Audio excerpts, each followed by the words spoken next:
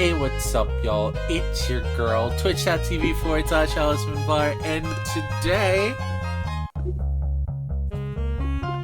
we're doing something a little different. It's Pride Month, right? Someone told me that it's Pride Month, and we were not playing enough gay for Pride Month. So I was like, but what if I played more gay? This game is loud. Is it loud? I am sorry. Hold on.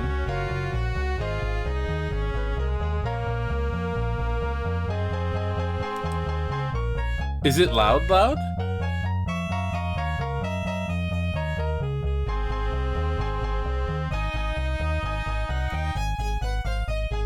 Is it louder than me?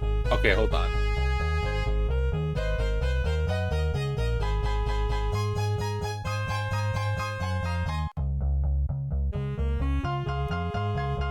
How's that?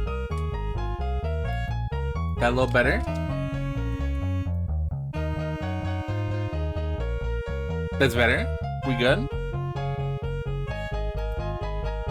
Okay. Alright, cool.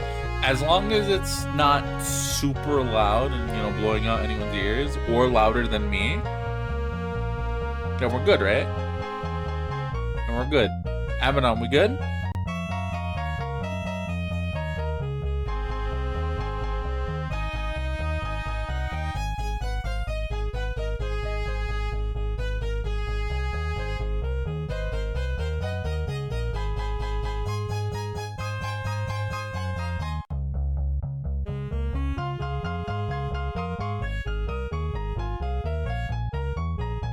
What were we saying? That completely threw me off.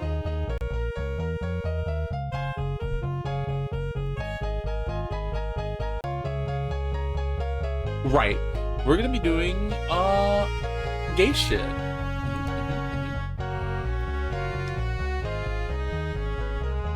I had a couple games in mind actually for Pride Month. Stuff that's already in my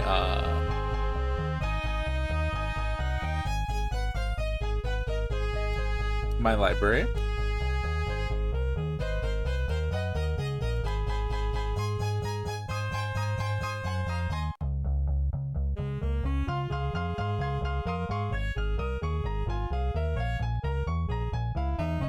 We got... Let's take a look here. I was looking at some games that I already owned. I had a couple visual novels. I have a RPG in my list that I've been meaning to play. We have Ikenfell. We have a game called Comet. We have a game called Please Be Happy. That one's a visual novel. We got a visual novel called Repurpose in here. We got a few things that are gay that we are going to be considering. We got A Date with Death. Another one. A lot of them are visual novels. A lot of them are visual novels. But we got a lot of stuff that we are considering for Pride Month that will be swapping around with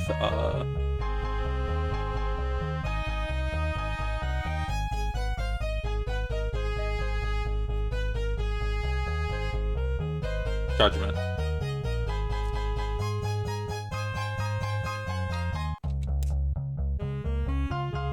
We'll probably get to Ikenfell next week. So on Friday, we'll probably start Ikenfell. Ikenfell. I don't know. I've been told that it's really good and it's been on my list to play for a long time. I figured now is a good chance to play it. I don't know how to pronounce that. Anyway, today, BARD Harder. This one's been recommended by Aqua. Aqua recommended this to me probably like a year or two. When did we do the birthday wheel? Because this is a part of the like birthday wheel list. So whenever we did that stream with the birthday wheel is when this game was recommended. Last December, no. Not the December that just passed. It had to be the December before last.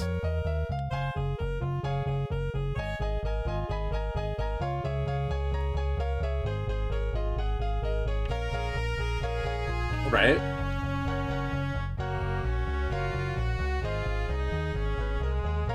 There was no wheel this past birthday. I kind of just did whatever I wanted. Yeah. I kind of just did whatever I wanted this last birthday. There was no wheel. We might bring the wheel back this year. It was definitely the year before last. It was a while ago. This has been sitting on the pile for a while. I've been meaning to play this. I know nothing about it. Let's begin. Let's start. Welcome in Rosie, welcome in Aqua, welcome in Audiobore, welcome in Adora, welcome in Amadon, and welcome into all our lurkers. I hope you're all doing great. Here's Subin. Okay, Robin. Let's do the finishing touches.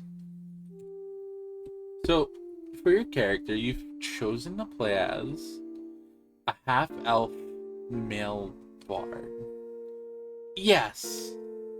I mean, I lived my whole life as a girl, so it might be fun to play as a boy, you know? Wow, Robin. That was a dorky thing to say. I can't believe that Subin Park asked me to play that tabletop game with her. Wizards and Wyverns. I guess that means that Subin and I will get to see each other a lot more. Robin, this sounds really gay. I was so nervous when she asked me to play. She's so cool. I hope I don't mess it up. Oh, I think she's explaining rules to me right now. Yeah, no, that's gay. She's staring at her and fucking having some kind of inner monologue. Yeah, no, that's gay. That's real gay, buddy. That's real gay. I should probably try to focus. But this is really exciting. Robin? Gotta calm down. Robin? She probably just asked me to play because she needed a fourth player. Not because she's like... I mean, I don't even know if she's like... Robin! Huh? I've been calling your name for like 10 seconds. Oh,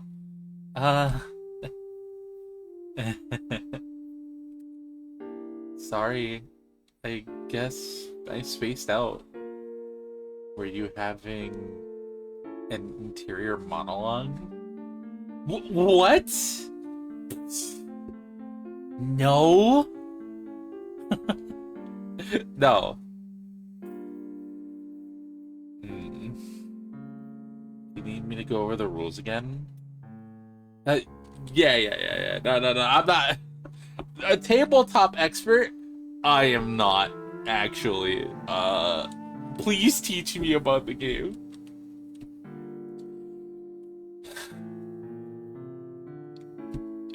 Well, to repeat myself,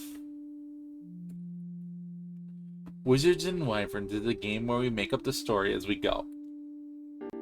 You'll tell me the things your character does. I'll have you roll a 20-sided dice to see if it succeeds or fails. Someone call for a tabletop expert? Yes! Yes, we need one. We need one, actually. Hi, welcome in. Welcome in, Sornas. I hope you're doing well. And then I'll have you roll a 20-sided dice to see if it succeeds or fails. This is called making a check. The higher the number you roll, the better your chances of success. A 20 will always succeed, and a 1 will always fail. That's the gist of it. There's more to it, but you'll figure it out as you play. So what you're saying, right, is that there's more to it, as in a 20 doesn't always succeed? Ugh, crit successes slash failures. Nah, I agree. I agree. I see your slash J, but also, that's not fun. That's not fun. I think DM should say that a 20 fails sometimes, actually.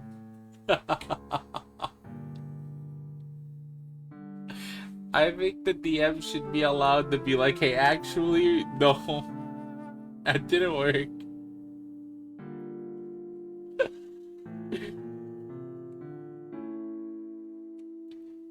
Does that all make sense? Yeah, actually, yeah. In base rules, yes. Crit successes and failures are not a thing in D&D 5e. Although perhaps 5.5? Fuck if I know. I don't know. I don't know about D&D at all. Well, anyway, congratulations on building your first W and W character. Oh, thanks. I couldn't have done it without you. True. You literally could not have. Well, let's take a look at your sheet. There you go. There's only one thing left to do. You haven't picked a name for him. Oh! What would you like to name your bard? Oh, I have to choose. Oh, fuck. A boy name. This bard's name is,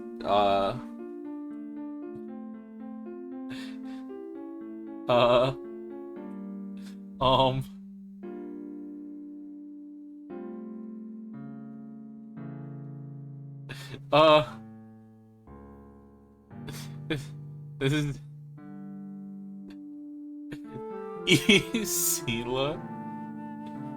Ah, yes, the opposite of Alcy. The mirror dimension Alcy. I see. Perfect. Perfect choice. That's a good one. The fucking mirror Alcy. The exact opposite.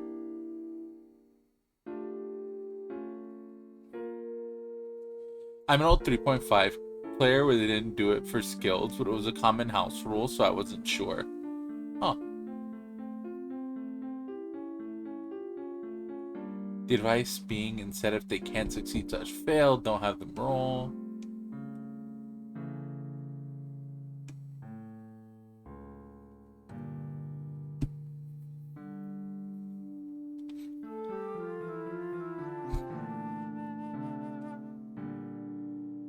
Sorry for checks, don't worry. Attack still crit on 20s, auto miss on 1. Well, 3.5 where they also didn't do it for skills, it was a common house rule, so I wasn't sure. I know D&D, drive-ins, diners, dragons and dungeons, drive-ins and diners, and dragons and dives. I've never heard of that one. Net 20s only really account for attack rolls and death saving throws, as far as I know. Huh. Is that in the rules? I've never actually played D&D. Or read a rule book in my life. I just kind of I don't follow the fucking rules.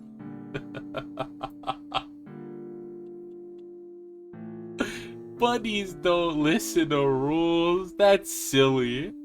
We eat the rule. You know what the rule books are? Tasty paper. That's what the rule books are. That's what the rule books are. Yummy, colorful paper. Delicious. If I were to run D&D, which TBF these days, not super into D&D, probably go with yes on crit success, no crit fail.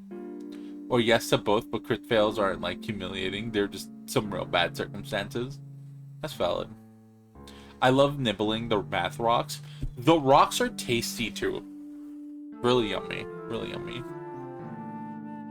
Do you nibble the ones off? I like, what number on your math rock do you like the most? I like to nibble on the ones.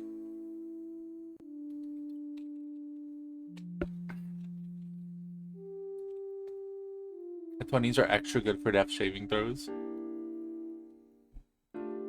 Don't eat paper. We have sticks and bones. Oh, you know what? Fair enough. Eat the paper, nom the crayon, season it with funny scribbles. Funny scribbles. 7 tastes like salt. I like 1 because it tastes like victory. Or I should name this bard, actually. I should name this bard. Here we go. Isila. That's an interesting choice. I think it fits. He's going to be the most charming, sexiest, dashingest bard in all the lands. So he needs the perfect name. Dashingest. Well, see you on Monday then, to start our first game. Well, yeah, see you on Monday. Oh, actually, there was something else I wanted to ask you. Yes? Never mind. See you on Monday. Okay. See you then. And, let me know if you remember your question. I'm glad you're playing with us. See you Monday. 6 months later. 6 months! Holy shit, they didn't meet for 6 months? See you on Monday 6 months from now. That's how DMDB though, don't it? That really is how DMDB.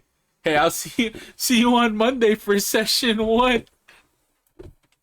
See you on Monday for session 1.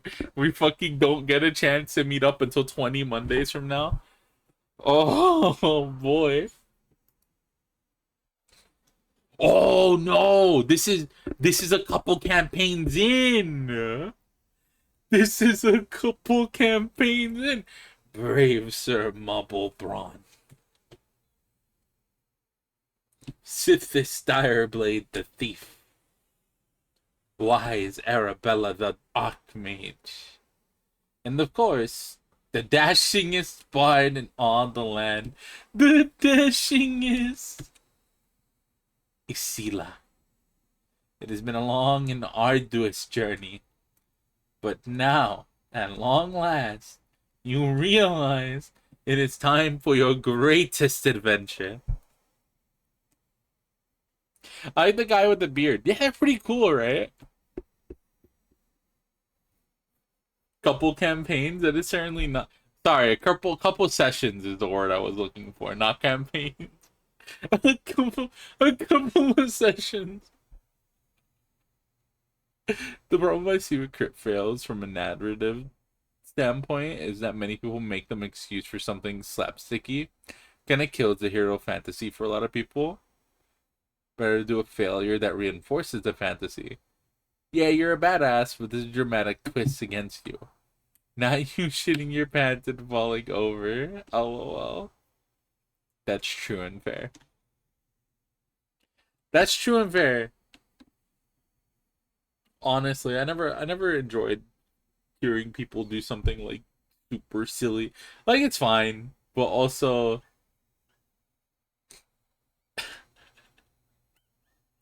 I don't think my fucking warrior is gonna anime fall on their face.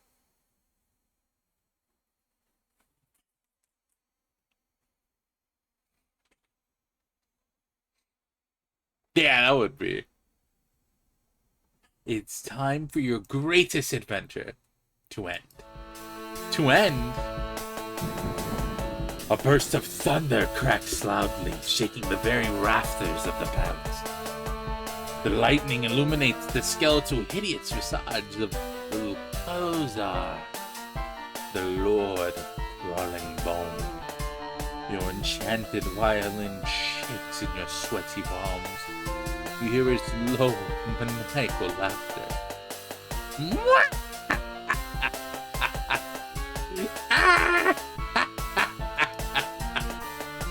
see your friends suspended in cages behind it. They call out to you for help. Isila, you are our only hope. I believe in you, Sir Mobbleblonde. I love Sir Mobbleblonde even more with color. I love that they're fucking, their beard is pink. That's fucking awesome.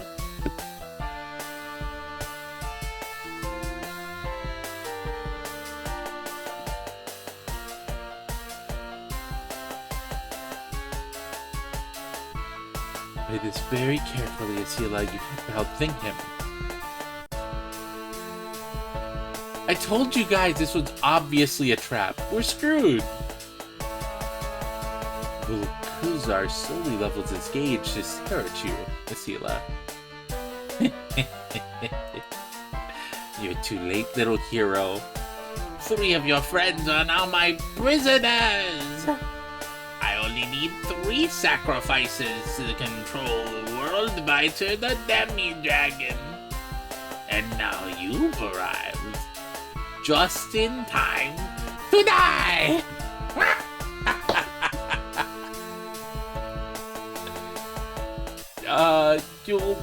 You'll never get away with this. I will save my friends. Where does he hide those extra arms? In the robes.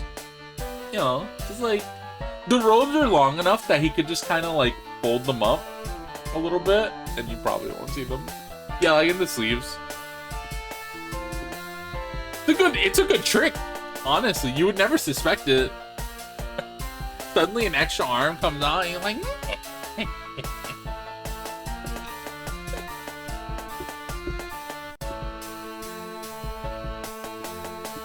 man, it's just Bone General Grievous. LOL. Did he die with extra arm? Did he add them afterwards? He probably added them. You'll never get away with this. Oh, but I already have, you little fool. They're just glued on. He just super glues them on. He can use like a magic, like he used like a cantrip or something to move them, right? He just glue them on. You are completely defenseless. You know that no harm may come to me when I am safe in my lair. Besides, you don't even have a weapon. All you have is that silly little violin. What can you possibly do? What can you possibly do? War with Volkazar. Oh no! He doesn't understand my 100 in charisma. Oh no. Oh fuck.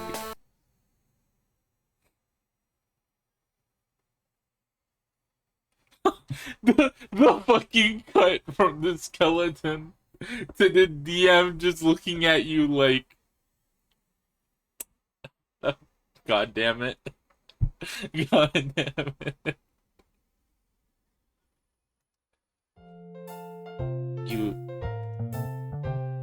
You what? Presley's fucking awesome, what the fuck? I love Presley's fit. And here we go. Oh my god, yay! Oh my god. She's fucking excited. Interesting. Stupid is staring really hard at me. Are they gonna kiss?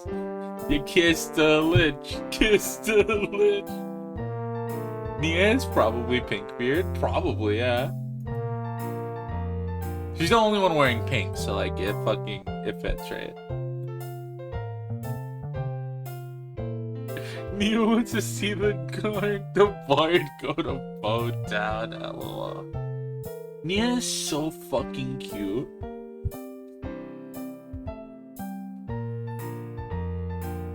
This is so exciting! Volkazar and Sealer are my OTP. This has been in the making for a couple of campaigns.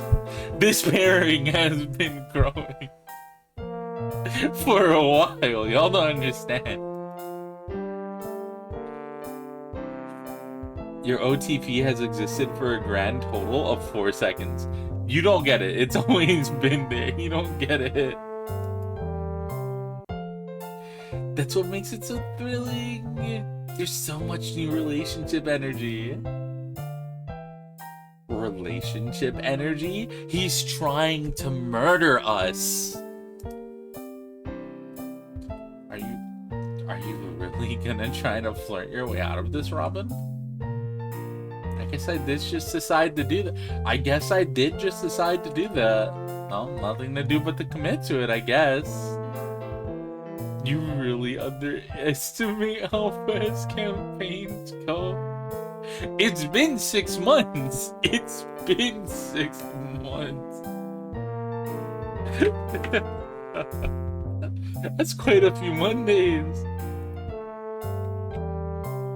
No, I know that you gotta be as confident as possible when you're the bard that's gonna fucking make out with the big bad. You know what I mean? You gotta be as confident as possible.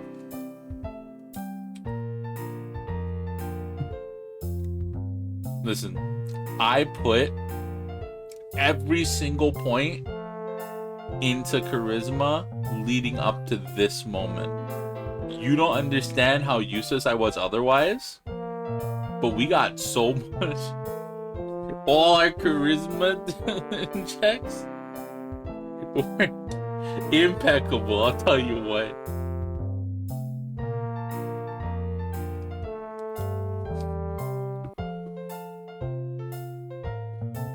My most recent campaign was a year from level 1 to 11 for a full campaign that ended in Damn, that sucks. I am so sorry.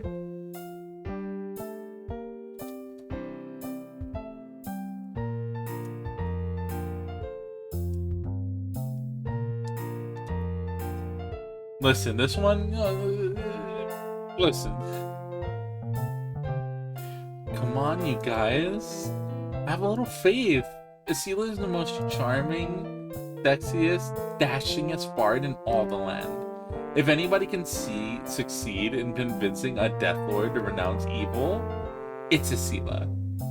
Yeah, I believe in you. Hell yeah, Dia. My paladin, Sir Maublebron, starts cheering for you from inside his cage.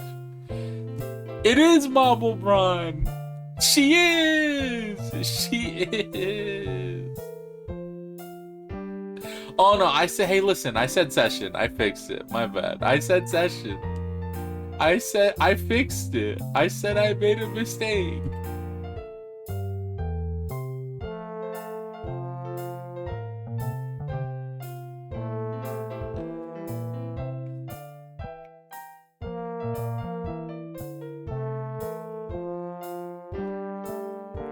Who does the bard? Oh hell yeah. This is so silly. Hold on. Let's see what her mighty wyvern master has to say about the matter.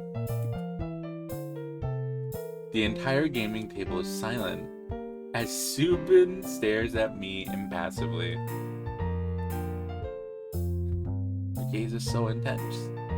My heart is skipping a beat. She's getting ready to speak.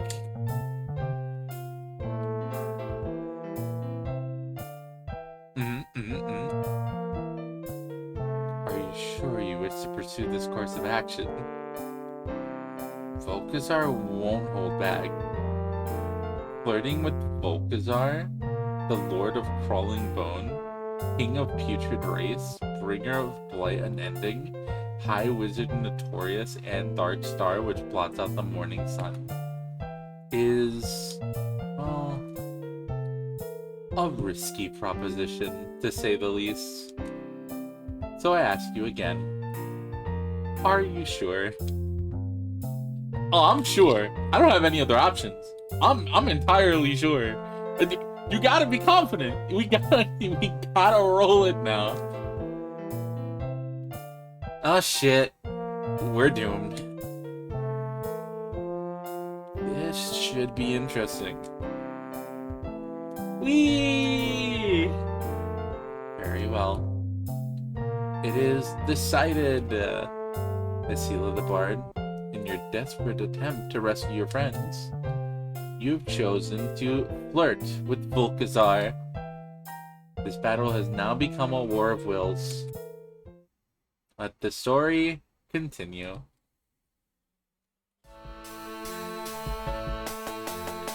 For someone who's supposed to be new to TTRPGs, Ramen either figured out how to min-max very fast or got that build from online. Hey! Hey!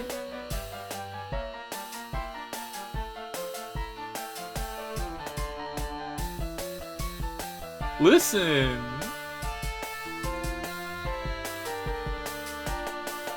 Sometimes, you're just a bard and you get extra charisma as a treat. Don't question where it comes from, okay? Don't question where it comes from. She had 6 months to figure that out and, like, have the others help her, you know? Alright, what are you going to do?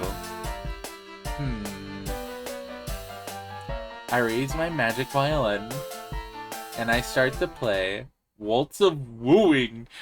Oh shit! Waltz of Wooing! What? Oh. Huh? Brilliant maneuvering, young bard. The power of that music will make Volkazar more vulnerable to your aura of flirtatiousness. Play as many songs as you can, and he will be hopelessly entranced. Shut up!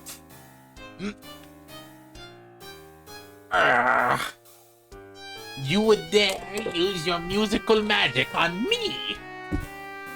I despise Oromancy. It's cheating! I hate it, hate it, hate it, hate it! As your song continues, Volkazar slowly softens. Your elven friend is dead wrong, you know. Aromancy can only affect those who have the ability to love. Your song continues, and Volkazar's pinprick eyes gleam maliciously.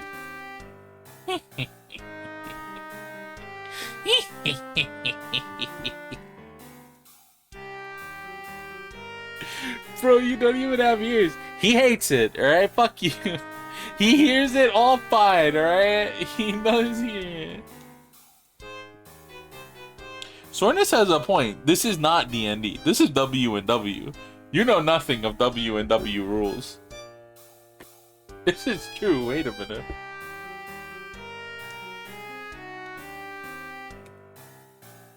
And since I have no love in my heart, I can't be touched. So you should probably just give up now. She's still playing. Stop. He's still playing. Stop that. Cut it out. Your song continues and Volkazar begins to laugh. Fine. Fine then. Go ahead. Waste your last reserves of magic on that silly strubbing. I won't be affected by your inconsequential desperation. Your song continues. To think of it, it's been over 600 years since someone flirted with me. Well then, Bard, your paltry attempts will surely amuse me. If you're going to flirt with me, it better be impressive. So take your best shot! You can do it, young Bard. Let the magic flow through you. What are you going to do? Alright, let's think about this. Make an investigation check. Make a deception check. Or make a seduction check. Bruh's hella bod for someone who's mostly arms. Hey, listen, it took a lot of packing that robe to make the bod, like, shape, you know what I mean?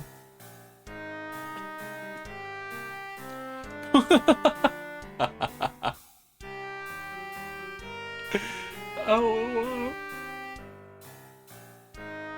Does it just basically be the bard that sleeps with all the enemy simulator? I don't know. I'm new to this. So, our player character got invited to a game by what I'm assuming is their crush, the way she was talking to them.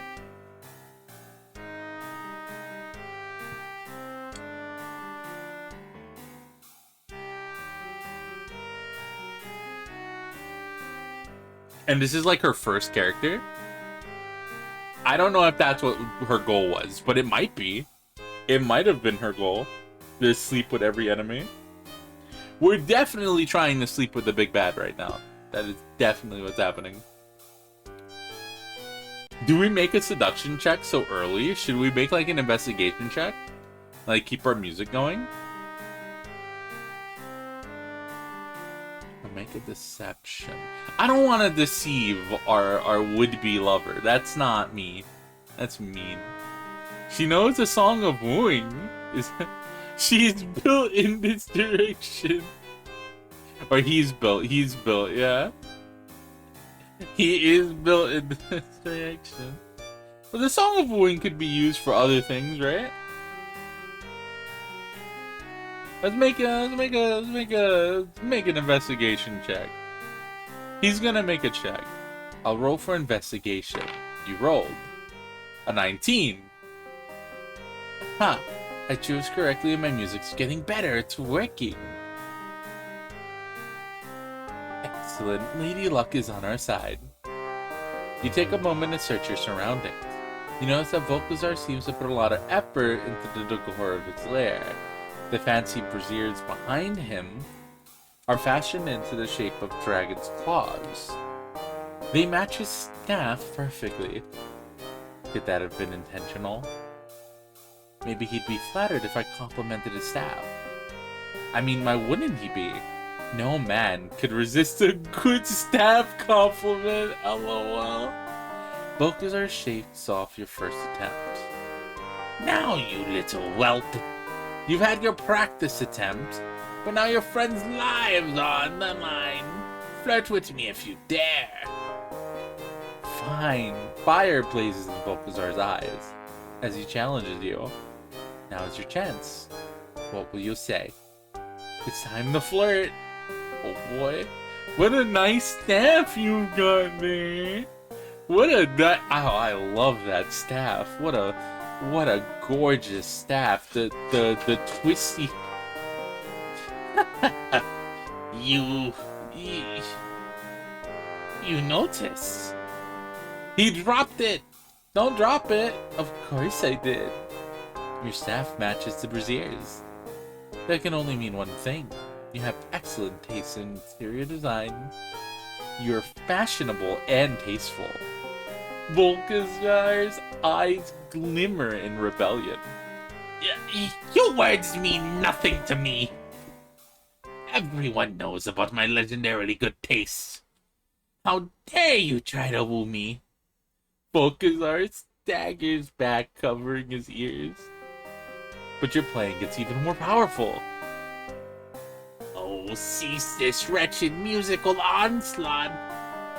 Now that I've backed him down, this could be my time to press my advantage.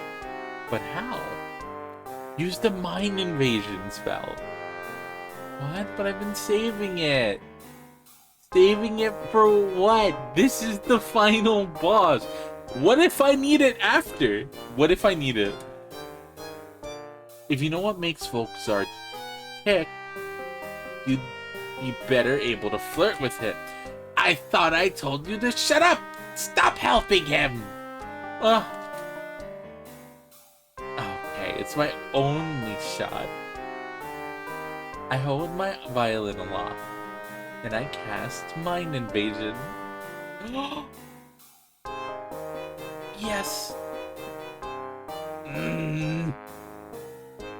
If I can get inside Volkazar's mind, I'll be able to learn so much more, and my flirting will be unstoppable. Very well. You rolled the 16. Your spell is successful. The world shimmers and dissolves around you, until suddenly, you find yourself in a brand new location. Where am I? Isila. You find yourself standing in an elegant library. Hundreds of leather tomes on the shelves. You realize this must be the inside of Volkazar's mind. Here you will find the information you need to flirt with him. Great! This is my chance to find the clues I need. Volkazar will probably react more strongly if I write songs about things that are important to him. I'm going to read his memories. I should be careful to know important facts about his life. I gotta keep my mind sharp. Isila, you only have a few minutes before the spell wears off. But there are 3 books that have piqued your interest. Which will you read? Vickers the Wizard, A Fairy Tale, My Life in Images, a Volkazar portrait album, Volkazar's Dream Diary. Shit. Oh, fuck. Oh, shit.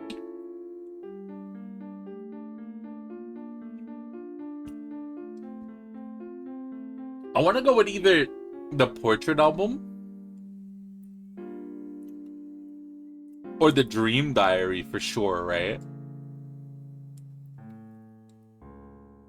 Alright, Dream Diary, let's go. Give me that dream. Oh, it's got a little crayon. He's drawn on it. It's cute. You crack open the book and begin to read. That's so cute. I love it. This book appears to be several diary entries, written in Volkazar's looping, swirling handwriting. Which entry will you read? Having lips. Wait, what? Isila? What? Oh, that one! This entry seems to be the most recent one, judging by the date. It's only a few days old. That means before we got here, you quickly skim it. Dear Dream Diary. Wow, what a freaking dream I had last night. For some weird reason, I dreamed about Isila, one of those adventurers who's coming to kill me. I've been watching them through my crystal ball on their way here. And that one guy, Isila. Anyway, in the dream, he kicked down the door of my castle and started playing me a song. And then we started smooching like there's no tomorrow. I've never felt this way about a guy before. Oh, gods. Am I bisexual? No one must ever know. Oh, shit. That's real? That was in the diary and now it's happening? Now it's happening to him? He's confused. He doesn't understand these feelings. He's confused. He's never... Aww. You're awakening. Aww. Hell yeah. Hell yeah, Volkazar. What is Volkazar trying to do? Fucking murder the universe? Nah, it's fine. People deserve second chances, right? These secrets I keep with you, Dream Diary. What a ridiculous dream. A little bit lower on the page, there are some things written in Volkazar's loopy cursive handwriting. Volkazar plus Isila. Mr. Volkazar Isila. Mr. and Mr. Isila. The last one is scratched out. The entry ends here. Oh, what? Oh my god. I feel like an asshole for reading this. I feel like an asshole for reading his diary now. I want to read about his lips. This entry seems to be about a few months old. You quickly skim over it. Dear Dream Diary. Welp, last night I dreamed I had lips. What a blast from the past. It's been so many decades since I've even had skin. Oh well, a nose. Or most importantly, lips. You know, no one wants to kiss a skeleton who doesn't have any lips. But even more important, that's not true. Even more importantly, I can't find my favorite instrument without lips. Everyone knows mind scanning is cool, but reading diaries is too far. Yeah, I know that one's fucked up on my part. I should stop. I should stop. Mind scanning? Cool. You're just reading someone's thoughts. Reading diaries that say private on it? That's too... You're taking it too far. You're taking it way too far.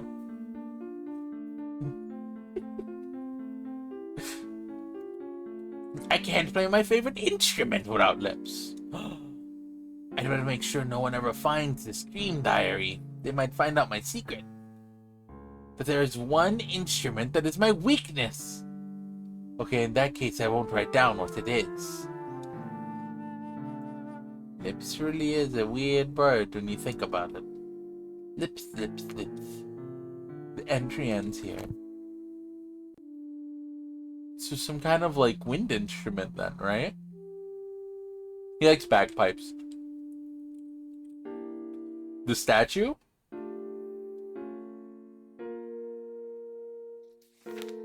This entry is several months old, judging by the date. You quickly skim it. Yeah, dream diary. Oh man. Whew. Last night I dreamed that the statue in my lair came to life. And I was like, finally! But of course, it was only a dream. I've been searching for a cure for her for so long. But she's still a statue. Seriously, how many years has it been now?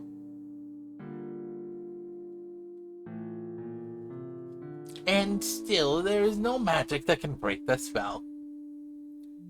Have I mentioned how much I hate oromancy? Entry ends here.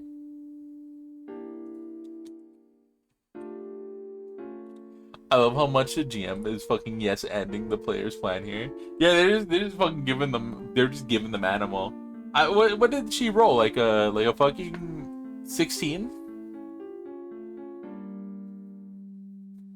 Yeah. So right now you're flirting with him, and you now found his dream diary in his mind, and here's an entry on your character, on your player character. It turns out he's been having these weird thoughts lately. Like, is any of this for real or not ass energy?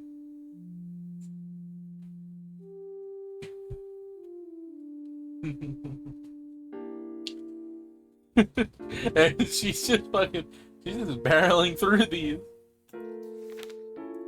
This entry seems fairly recent, only a few weeks old. You quickly skim it. Dear Dream Diary, last night I had the wildest dream. I have to write it down real quick. Okay, so I was back in the arena, fighting against my old pal. Then I looked down, and I realized I wasn't wearing any pants. I tried to run for it, but then my dad showed up, and he was all like, Vickers, you're a disappointment to the family. What a terrible dream! I really gotta stop summoning eldritch beings before bed. Vickers, huh?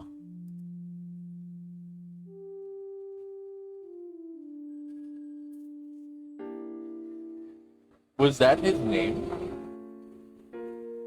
Is this a fairy tale about the Lich? You crack open the book and begin to read. It seems as though the book is split into several chapters. Where to begin? Chapter 1. Once upon a time in a far-off city, there lived a young boy named Vickers. His father was Count of Oriel Silly, and young Vickers grew up with every luxury and refinement. However, the young lad faced a problem. He was obsessed with magic, and in the city of Oriel, the use of magic was restricted to only a select few. Vickers was forbidden from learning the arts of the arcane. However, Vickers did not let the law stop him. Each night when his father was asleep, Vickers would sneak out of the palatial home and visit the underground arena. The chapter ends here. And he talked about... How many of these can I read? Every night, young Vickers the wizard will sneak away from his home to visit the underground arena. It was here in the arena the young nobles all over the city would compete in magical duels. These duels were exciting, violent, and highly illegal. Thus, Vickers was forced to don a disguise. He wore a mask and called himself the Scarlet Arachnid. That's cool. He entered the tournament and dueled a great many foes. In that arena, each wizard would utilize a brand of magic as their specialty. Vickers easily defeated Halathi the Horrid, a wizard of flame. He had also no trouble with Theraboth the Cold-Hearted, and the wizard's arena began to celebrate his victories. However, Vickers faced his greatest foe when he was pitted against Ymir the Nightbreaker. The chapter ends here. I'm the human spider?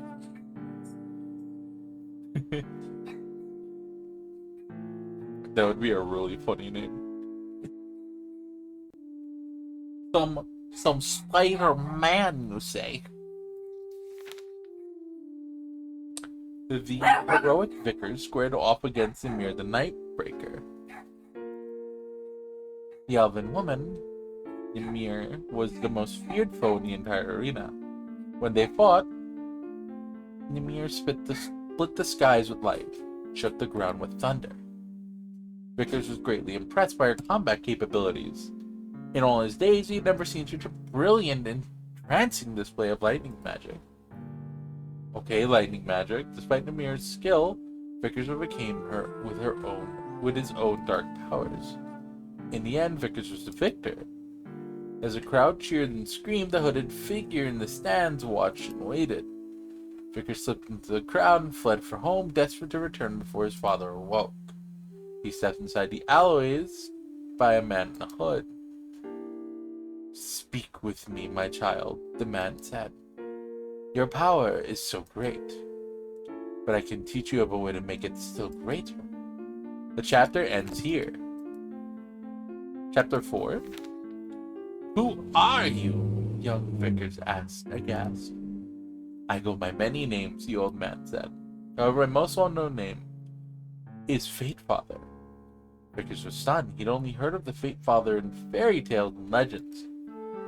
According to the old tales, the Fate Father was said to push promising individuals toward grand destinies, and then disappear with the rising sun. The Fate Father spoke. "Tell me, what do you love?" "Nothing. Nothing but the joy of playing a flute. The cool feel of the wind on my skin, and the smell of a rose," Vickers responded. "A flute, huh? Tell me, what do you desire?" the Fate Father asked. "I desire power, wisdom, and life eternal," Vickers said eagerly. "Tell me, would you give up the former in order to receive the latter?" the Fate Father asked. Vickers considered a moment, and then nodded. "If you're willing to pay the price, you must traverse the river, cross the mountains, and speak with the Wish Mother. She will give you all that you desire as long as you pay the proper price." So, saying, the father gifted young Vickers with a map. Just as the legends say, he vanished with the rising sun. And so, Vickers set out on a grand journey. The end. The book ends here. No, I think I'm good. My life in images. Oh, hell yeah. You crack open the book. The pages are covered with shimmering portraits that seem to swirl at your touch. Which image would you like to examine? Leaving home. Painting is of Volkazar standing at the outskirts of a large city. He has a bag slung over his shoulder. As you touch the image, you hear Volkazar's voice inside your head. "Oh, yes, I remember this day. After I had a little chat with the Fate Father, I knew I had to leave the city. Great things were in store for me, and when I left, I didn't miss anyone at all. After all, their daddykins probably didn't even notice I was gone. And friends? Mah, never had them, never needed them. Although, I suppose there was one small moment of regret when I'd said goodbye to my beloved pet. Dear sweet Seravir. And she was so very sad to see me go, the blessed little creature. I wish I had a picture of her in here somewhere. Aww. Aww. Aww. I wonder what she was. Some kind of like dragon or something.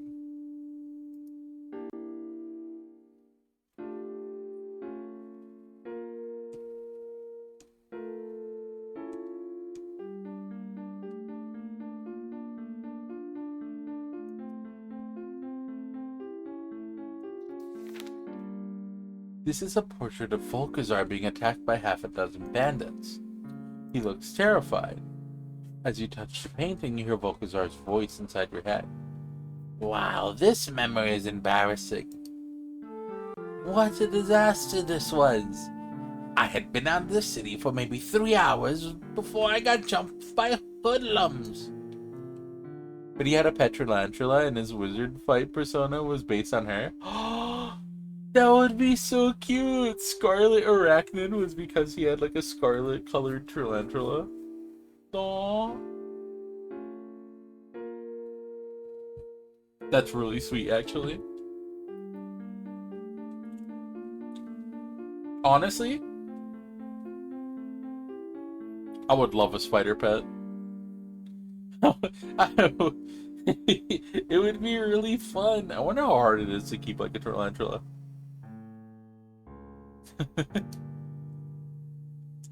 As fate would have it, Namir appeared at the last moment and saved my life.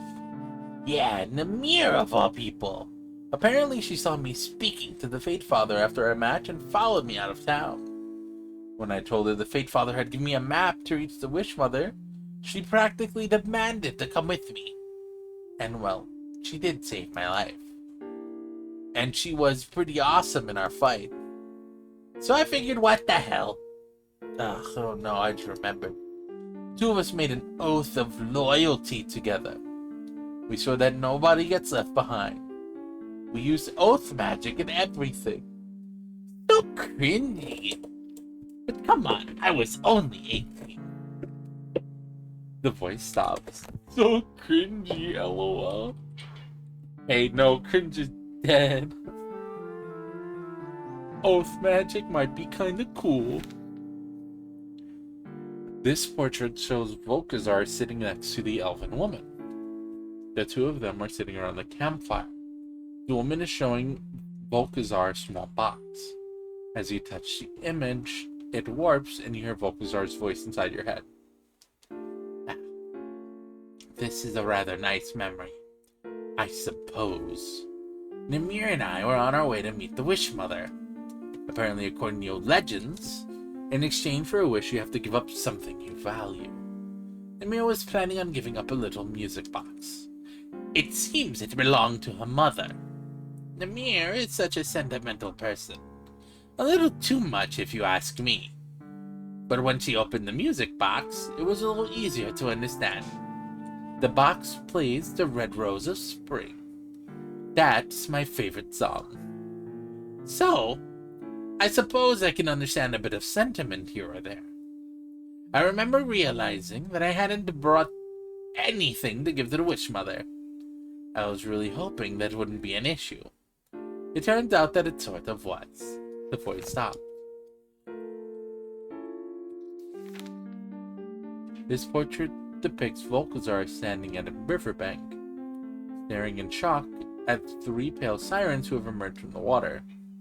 Sirens to be singing at a tall elfin woman. As soon as you touch the painting, it starts shifting and you hear Volkazar's voice in your head. Wow, well, this memory isn't so fun. On our way back home, Namir ran into a spot of trouble. When we crossed the Great River, we ran into a trio of river spirits. I deafened myself with a quick spell, but Namir was a little too slow. Those sirens cast their horrible spell on her. I hate sirens. Come to think of it, I hate oromancy in general. It's only used by monsters. And charlatans. Anyway, I would have left Nimir behind, but... Oath of loyalty. The voice stops and the image stops moving. What portrait would you look at next? Is that it? I think that gives me all the information I need to know. That was a lot of good information. The spell's magic fades away. The library dissolves around you. And you are face to face with the very angry Volkazar. You, what have you done? You read my thoughts? That's cheating! You didn't read the dream diary, did you? I totally did. I totally did. Ah! Impossible! You'll pay for that! Suddenly, Volkazar turns back to your friends. Time to say goodbye to your friends. What? Volkazar snaps his fingers and one of the cages opens. Huh? Archmaid Arabella, make a saving throw. Oh shit! Oh shit, she's about to die! No! No! Oh no. You rolled. Oh, she's dead! She's dead. No! Arabella! You watch as the Archmage comes tumbling out of the cage, falling toward an open pit below. Isila, don't forget me! Crash. Arabella, you take 36 fall damage. Is she dead? I'm alive, you guys! Oh, she's fine, she's fine. Just at the bottom of this pit, Arabella hears an enormous creature roaring in the dark. I think there's something else down here, too. Of course there is. You're the appetizer for the demi-dragon. 1 down, 2 to go. Then the demi-dragon will bow to me. Now who will be next to die? Isila, what are you waiting for? Do something! Oh, I'm panicking. Already giving up on your silly little flirt attempt? I knew you didn't have it in you. Now why don't you just attack me already? And we can finish this fight like normal foes.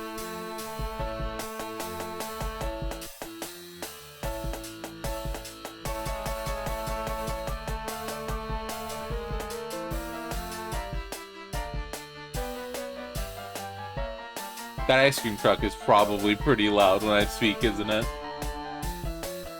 Oh, it's not. Oh, it's not. Hell yeah. That gives me an idea.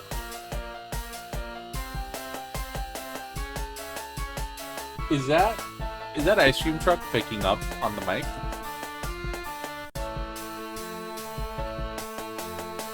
Let's see. Ice cream truck.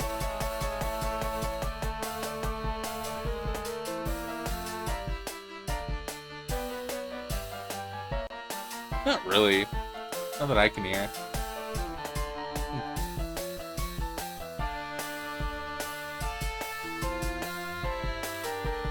Cool.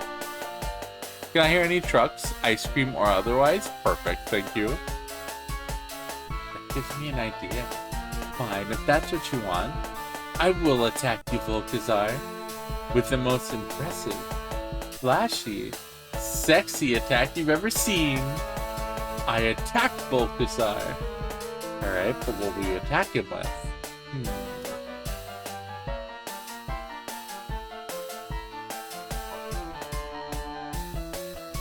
Bebop of Blazing, Glam Punk Glacier, Liquid Funk Lightning. Oh, he likes lightning! He really likes lightning! Volkazar jumps back, stunned by the electric shock of lightning. He stares at you, mouth agape. That form? Those bolts of lightning? I mean, okay, first of all, ow. But second of all, that was... Okay, I'm not gonna lie, it was kind of impressive. Gods, there's nothing I love more than, like, a really fancy lightning attack, you know? I've only known one person who could wield lightning like that. So you know, that was... Wait. What am I saying? What is your magic doing to me? What was I doing again? Alright, killing your friends. Volkazar still seems slightly stunned from the magic. Isila, me old friend, he's vulnerable. You gotta give it everything you've got. Right, Moms. Volkazar, I know you're not as cold-hearted as you appear to be. What? You would dare say that about me after you just witnessed me attempting to kill one of your friends? That's right. There must be some scrap of goodness in you. Because I know that you care about those in poverty, are an animal lover, but I thought... You're an animal lover, yeah, they have an animal that they like. Are an animal lover! But, wait, what? Before the Volkazar can react, I cast Pet Lover Polka. Very well. As you raise your instrument, it magically transforms from a violin into a radiant accordion. The very palace shakes at the fury of your majestic polka. Here we go! It's time to sing!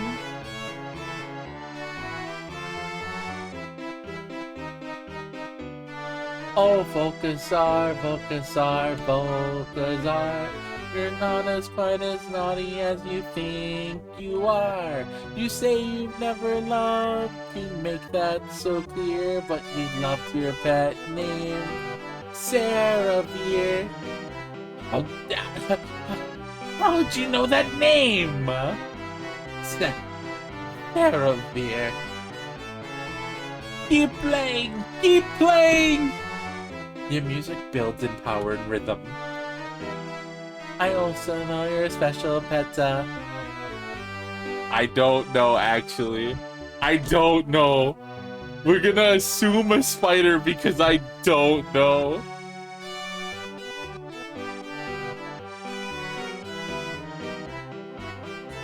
Let's see if our headcanon works. You named yourself for her when you were a fighter! As the song finished, I cast Transformation on myself in the grand finale. Poof! Ah! Oh, God! Yo, did my joke call it? It might have. Strangely though, Volkazar seems in trance. A single tear rolls down his skeletal face. Your joke fucking called it. What the fuck? Oh, Saravir. Oh, I miss you. And nobody's ever turned themselves into a spider abomination before. Just to impress me. I'm touched. Volkazar! Oh, he's beautiful! He's fucking gorgeous! LOL. I love him! That's why you picked the name the Scarlet Arachnid during your fighting phase, wasn't it? You named yourself after your beloved pet. And that's probably one of the reasons you want to raise a demi-dragon, isn't it? You miss having a pet. Volkazar's voice trembles slightly. Look at me, Volkazar. Look upon my visage. See the adorableness of my face. Just like your dear beloved Saravir.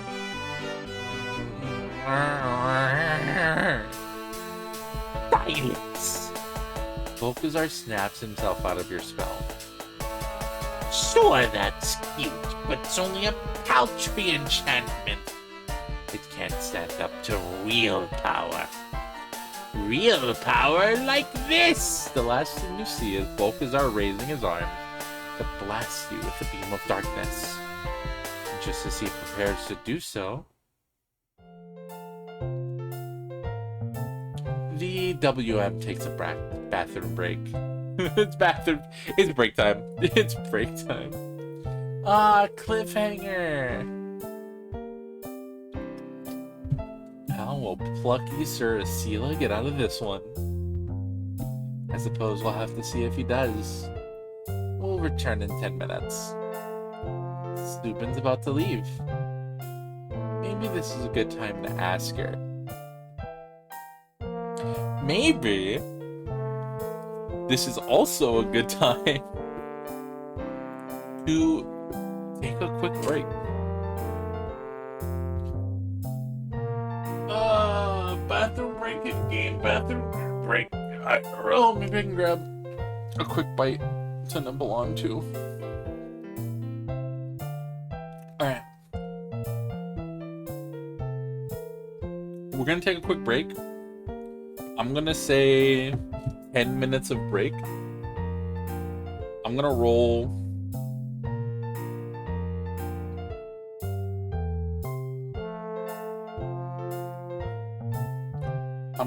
a commercial break,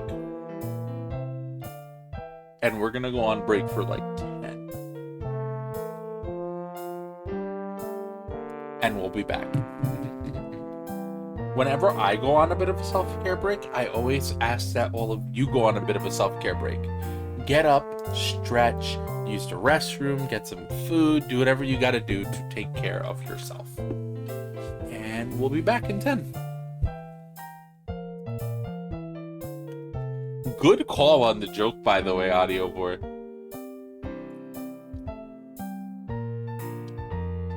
Very good call on the joke. When I saw the option, I was like, it'd be really funny. It'd be really funny if that's what this was. So I clicked it, and it happened to be real. That's so fucking cool. I wonder how much of this the GM fucking thought of beforehand. They wrote all this. Alright, break time. Slash commercial. 180. BRB?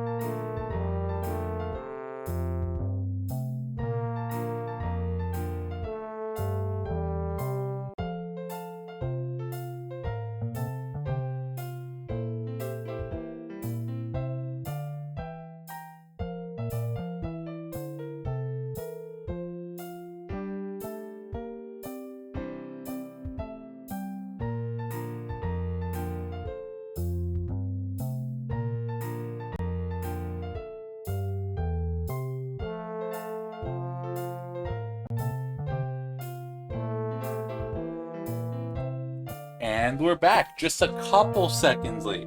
Only a few, so it's not that late, right?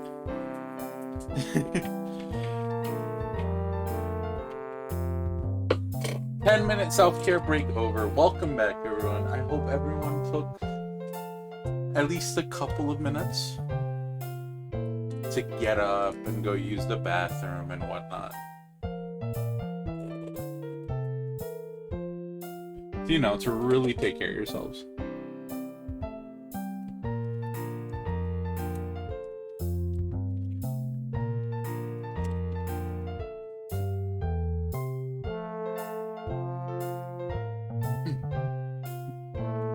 Let's continue our game.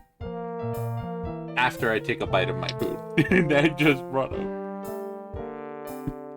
Let me just take a little bite. I am a little hungry.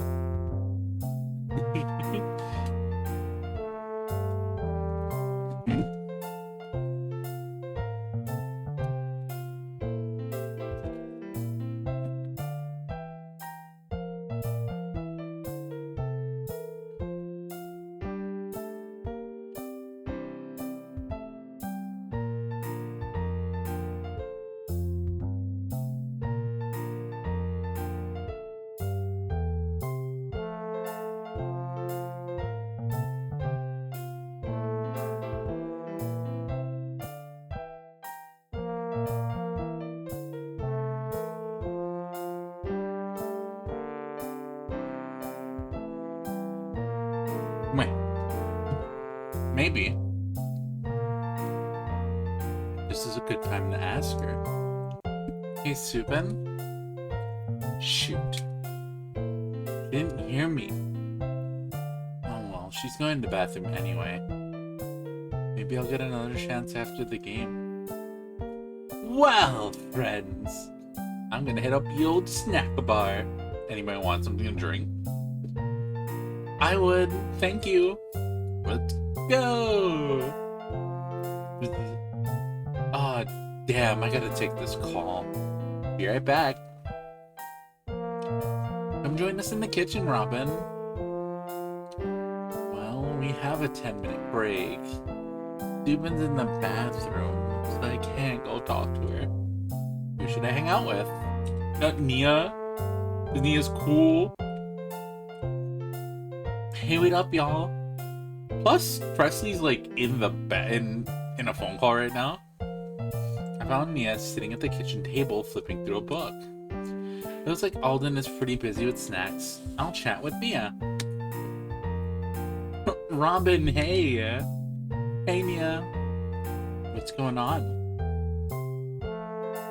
I should ask Nia about the book she's reading. I'm curious about what she's reading. So what's that book you're looking at? Oh, this? It's research for my final illustration project. Oh, cool. What are you doing for your project? I'm glad you asked. Using the famous woodblock print, The Dream of the Fisherman's Wife, as inspiration. I'm illustrating a mural that depicts the intersectionality of the aquatic and erotic, with a heavy exploration of current LOL themes in Japanese media.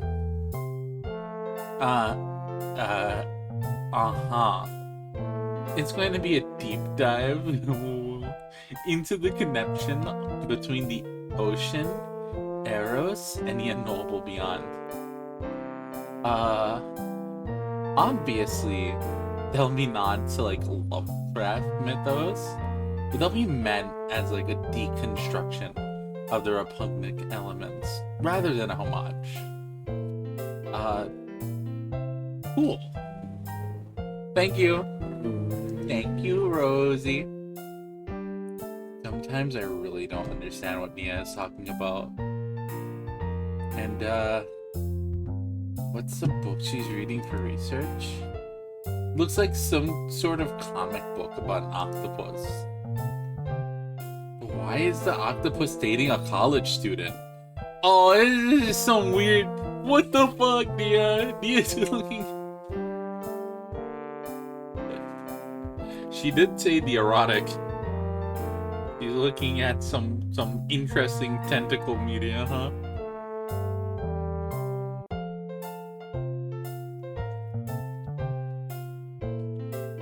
Is it really what you want to be writing your thesis about?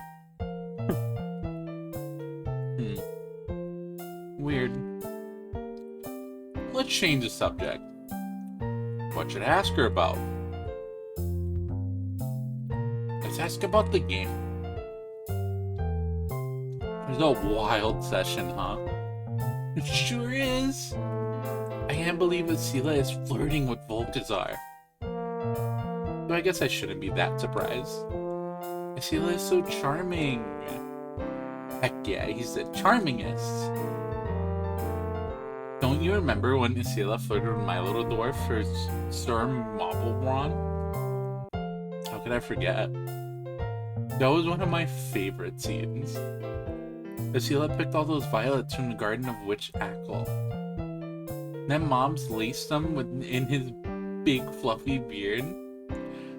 Oh yeah, that was a long time ago, like a month or two. Isn't that around the time where Sela and Mom started dating? Yeah, and they dated for another 6 months. Right, and we adopted those 6 halfling children. Right. And later they realized they just weren't in the right place for a serious relationship. I'm glad that even though Mabi and Sela have moved on, they can be so supportive of each other. Me too! Sela and Maublebron are the best of friends. Wow. We've shown a lot in this campaign, haven't we? Yeah, what? Oh, I also wanted to ask you. Tell me about Subin. So, Nia, yeah? I was trying to ask Subin something a minute ago. Oh my god. Were you going to ask her that question? Yeah? She didn't actually hear me though. Oh, that's okay. You should try again after the game. Oh, and here's a tip. The person was really telling me yesterday I should try this new restaurant called McCormick's. Oh yeah? Yeah. I think it's a seafood place. Okay. Yeah. So that might help, you know. Wow. Well, thanks, Nia. We're gonna ask the DM out. We're gonna ask the DM out. The WM, the WM, the WM. We're all rooting for you. Thanks. Wait, all?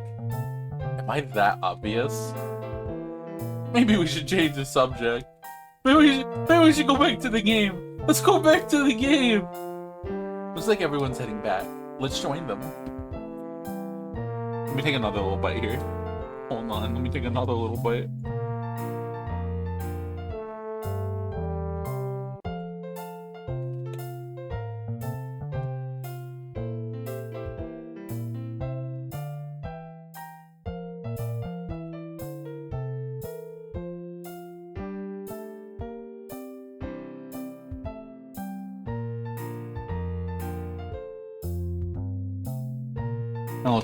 Little sip is a treat.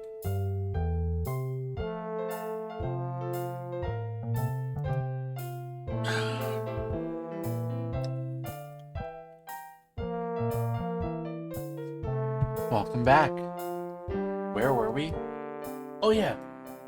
Asila was just about to die. What? What? Volkazar unleashes a torrent of black lightning at you, Asila. Roll to dodge. Go, Asila! Yeah, don't die or whatever. I'm still in this pit!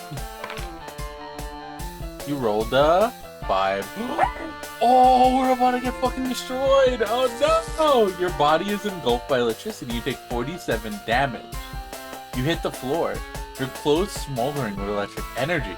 You barely have the strength to get back to your feet. Isila, are you still hale and hearty? Hale, yes. Hearty, not so much. Oh, fuck. Look, it's time for the cat claws to come out. Can I try to pick the lock on my cage? You can try it. It will take you a few minutes, though. I noticed that Citrus is trying to break free. Pathetic Bard! Your time has come. Volkazar is about to turn around. You'll see Citrus trying to escape. I'll have to distract him. Yo, Volky!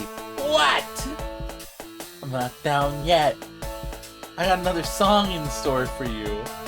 Oh, really? You think there's something else good about me? In fact, I know there is. Because you are loyal to your friends. What? Get ready, Volkazar. I wink at Sithis. I glare at Isila.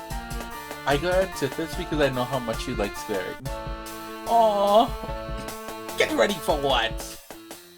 Oh, right. Get ready for my second Bard song.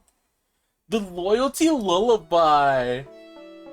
Isila, as you cast the all-powerful Loyalty Lullaby, strands of pink magic twist and swirl around your violin, transforming it into a golden heart. The palace thrums and coos with soft entrancing music. It's time to sing. Volkazar, the Lord of Crawling Bone, you haven't always been alone. You swore an oath to your friend, Nimir, for loyalty's quality you hold most dear. Nimir. Volkazar wavers slightly at the name, his head dropping a little bit. Keep playing! Keep playing! I'm almost out of here!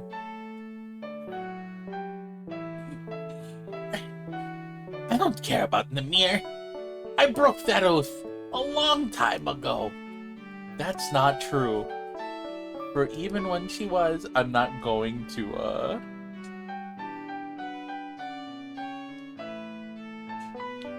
I'm not gonna sing anymore. And also,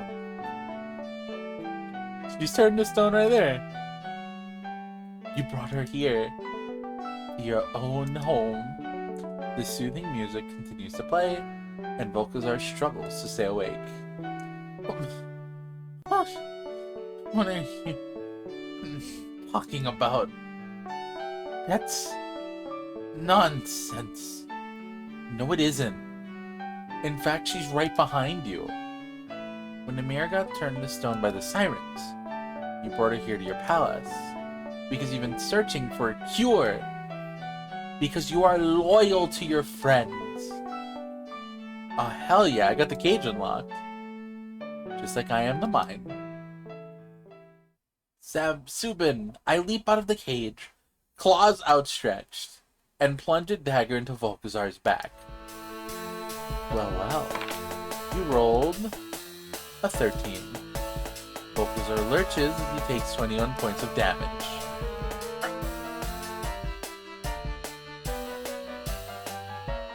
Trickery! Deceit! The knife to the back has instantly woken him up. You charlatan! This is why I hate music. Volkazar grabs you by the throat. Sithis, roll to escape. Okay. Uh-oh. 4. Die! No! Sithis, Volkazar throws you across the room. You are launched directly into the pit. You crash into the bottom of the pit, taking 18 points of damage. No, Sithis! Meanwhile, at the bottom of the pit... Oh, hello! Ugh. Fancy seeing you down here, Sithis. The demi-dragon wars. Yes, we are in a bit of trouble. In a spot of trouble down here. Bulkasar's eyes are ablaze. You just won't give up, will you, you stupid bard? That's two of your friends.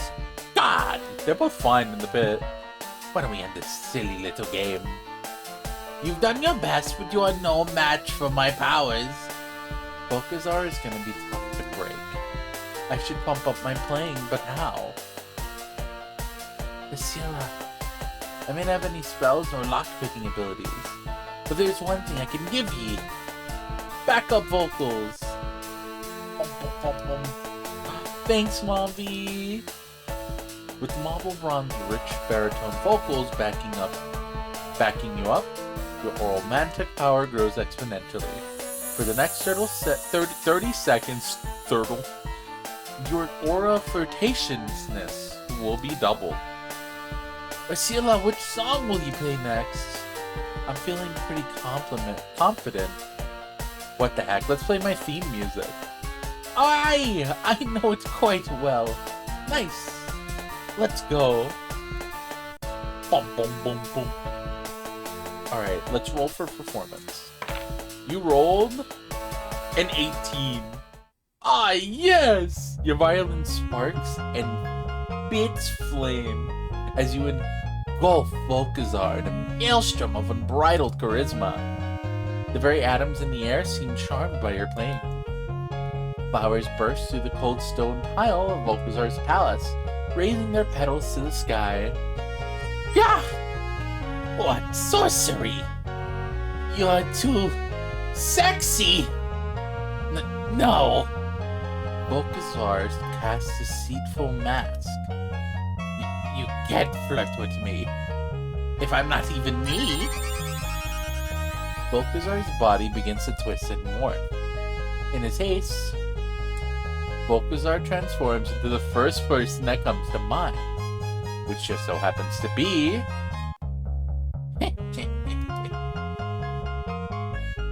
It's me, Sir Marblebrand. His defensive powers are mine now to command.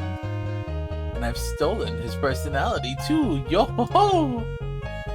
Best of all, you can flirt with such a silly-looking dwarf.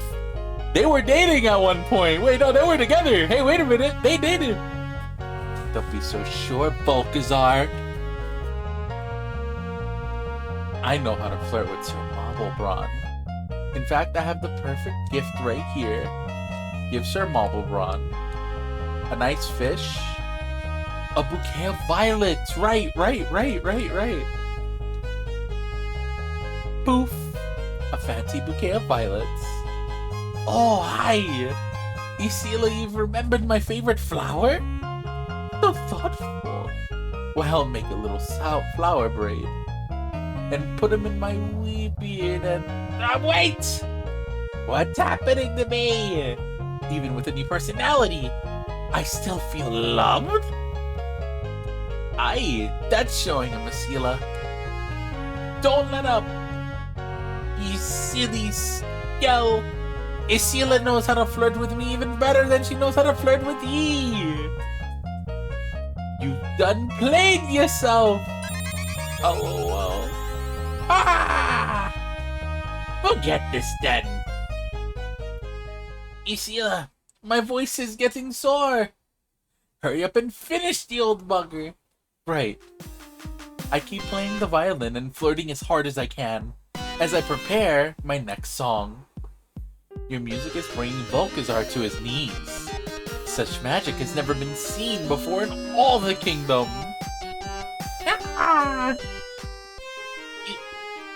You're a pretty cute bard. Maybe I'll let your friends go. If you'll give me a little... Volkazar seems to be at war with himself. A little kissy. No! Desperately, Volkazar shakes off the effects of your magic. You can't. Suddenly, Volkazar begins glowing brightly. He casts one last defensive spell. Visual Panoply.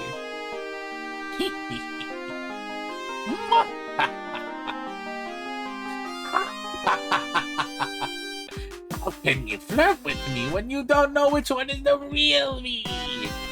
Don't be so sure of yourself, Volkazar. I'm gonna take aim with my final song. After all, your clones aren't completely perfect. Oh, shit. I don't know which one is him. And I've been paying attention to details. Oh, fuck. Oh, fuck. The one on the left is the real Volkazar. I believe the gem.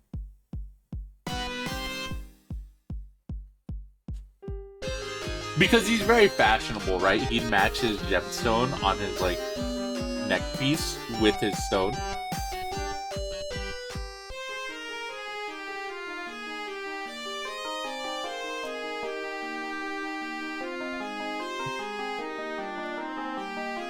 So I think it's this one. I think it's number 3.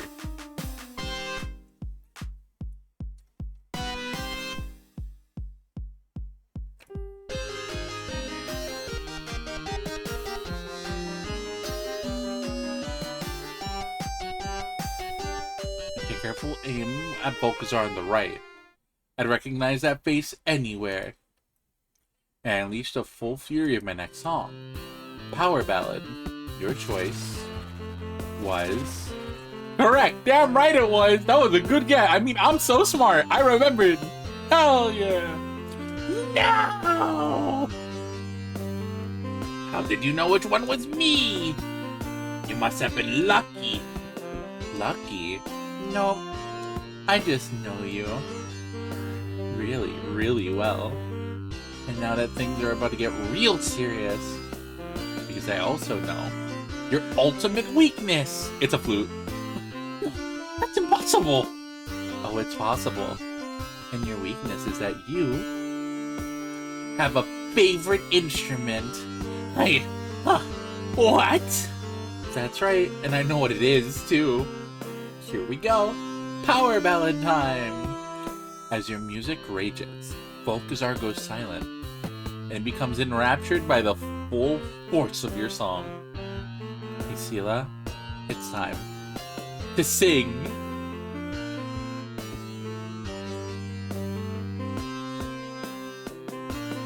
Volkazar, there's one sound that you can't resist. You got an ultimate weakness, and baby, this is it. The instrumental sound you love to hear the playing on a flute. I've seen your brain, and that made it plain. So don't try to refute it. As you're playing, your guitar shifts into a golden flute.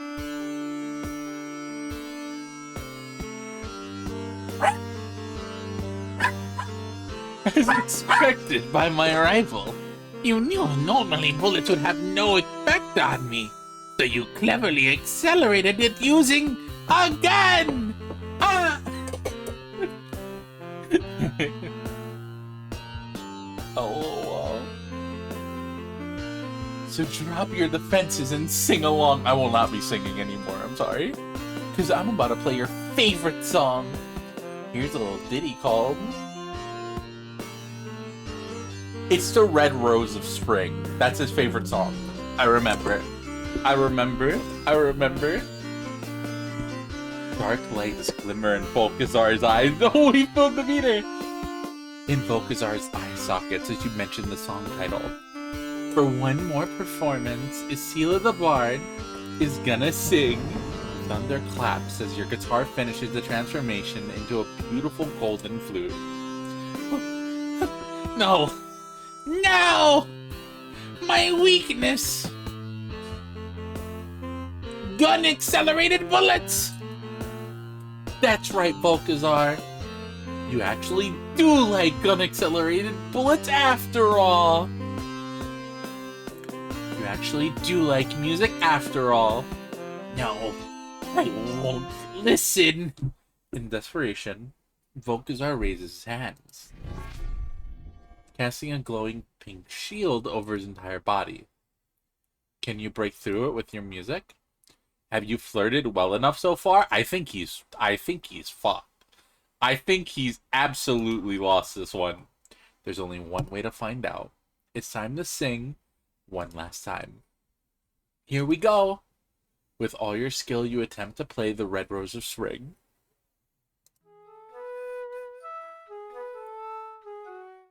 The music flows throughout the castle. You see cracks starting to form on Volkazar's shield. What are you doing? You can do it, Asila. This is your moment. Bard with everything you've got. I'm barding as hard as I can. Asila, bard harder. You're right. I bard harder. Roll for charisma. Okay. You rolled? A nat 20, he's fucking cooked. It's over. It's over. Yes! Alright. Fuck yeah! Asila, you play the flute like no mortal has before. The entrancing music pouring from your instrument causes great cracks to appear on Volkazar's shield. What? No! What's happening? Just stop that! That's my favorite song. Why are you being so cute? Because I'm the most charming, sexiest, dashingest bard in the whole land. Volkazar's eyes glow brightly. And as your flute solo reaches its dramatic soaring crescendo, it reaches such a magnificent pitch, peak pitch, that Volkazar's shield shatters into 1,000,000 pieces. Ah! Go, Asila, go! As you continue playing that famed song, The Red Rose of Spring, Volkazar drops to his knees. Nobody ever flirted with me like that before. As Volkazar looks up to you, you can clearly see he's very into you. He's blushing! Title drop? Yeah, it was. He's blushing! He is? Yes. Oh, she's blushing! She's so red! Oh, yeah! Woo! Robin, you did it! Asila? What a lovely name, Asila. I've been a fool. Here, I've been trying to raise the demi-dragon. Trying to take over the world and rule over existence like unto a god. I thought that's what I really wanted. When really, it was you that I wanted, Asila. All along, ever since that first day I saw you in my crystal ball. I've been too shy to admit it. Was this all just a big plot for the DM to, like, ask out their crush, and their crush also just happened to crush on the DM? Is that what this is? That's cute and gay. That's cute and gay, y'all. That's pretty cute and gay. But now that I've heard you play so beautifully, and even though I don't have lips, I think I could be brave enough to ask for a little kissy. Hooray! I'm cheering from inside this pit. What about the dragon? How shall you respond? What? No. No, of course. Hell yeah. Hell yeah. Kiss him. Look at that face. He's so cute. Hell yeah. Volkazar gasps. You really mean it? Come here, you. And with that, you embrace Volkazar, Lord of the Crawling Bones, in your arms. Lean in close, and then... Oh! That's pretty gay, y'all. That's pretty gay, y'all. Hell yeah.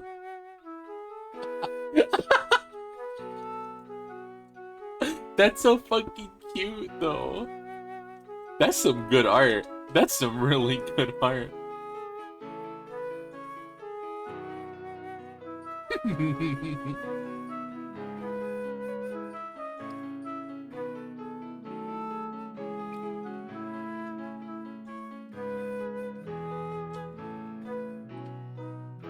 Goodness.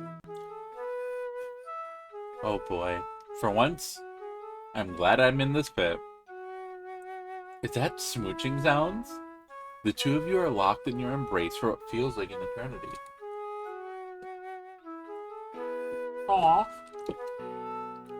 When Volkazar pulls back, he's glowing with happiness. I can't believe you would kiss a withered skeleton like me. It didn't feel weird without the lips?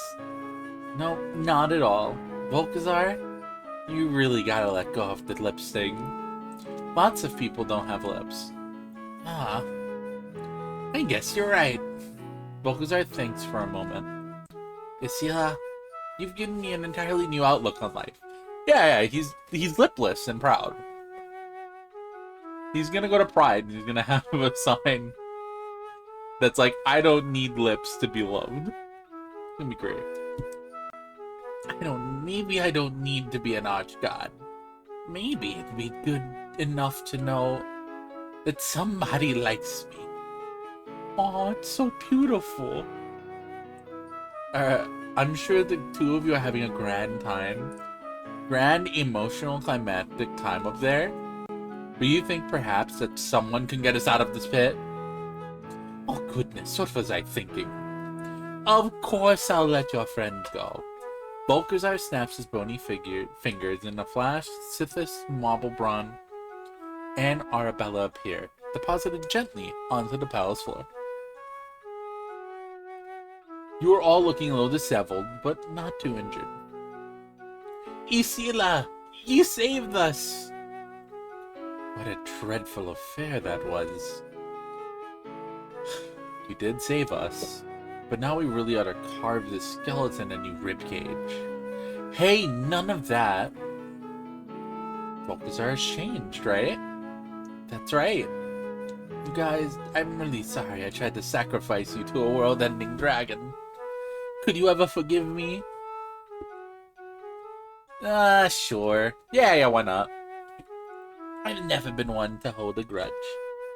And you freed us after all, so no harm, no foul, right? I'll be keeping an eye on you, Volkazar. But on the other hand, it might be nice to have another wizard on our side. It gets a bit tiring having to do all the work around here. Well, I think. Suddenly you are interrupted by a loud roaring. Oh yeah, the dragon! Oh, there's a fucking dragon down there! I fucking forgot! We were too busy flirting with a skeleton that I forgot that there was a dragon down there. Oops! Ah, Volkazar. So about that, demi-dragon. What happened if it doesn't get any sacrifices after all? Oh, that's easy. It goes insane, breaks out of its pit, and goes on destructive rampage. That's, no, I see what you're saying. At that moment, an enormous claw bursts from Volkazar's dragon pit. I've never been one to hold a grudge. You shall be forever cast out of the mountain homes for betraying the ancient dwarven art of grudgery. No! Maublebron, no! Sad.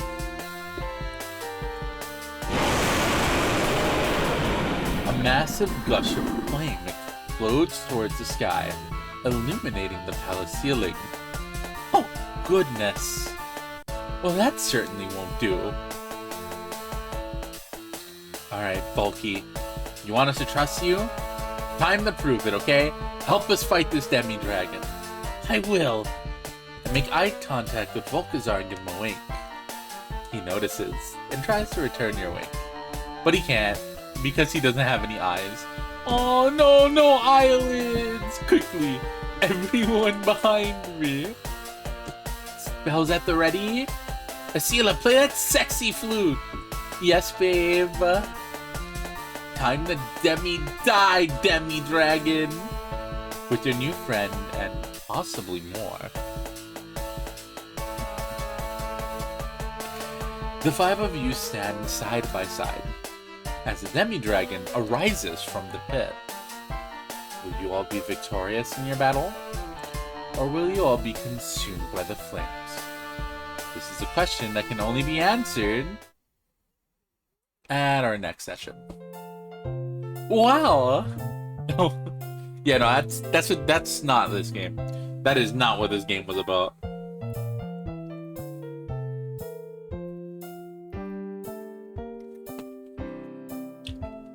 This game was about romancing a skeleton, not a dragon.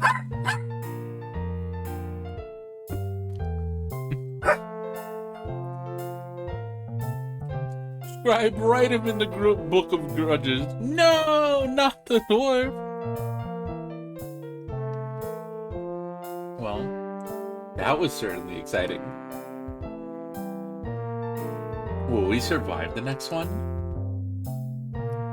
Probably. As long as this sucker keeps flirting.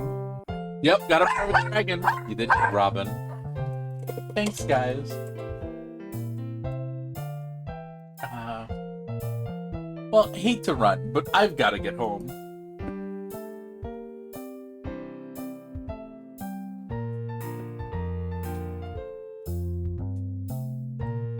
I have a package to pick up. Oh, cool. I can't wait to see your new cosplay, Presley. Yeah.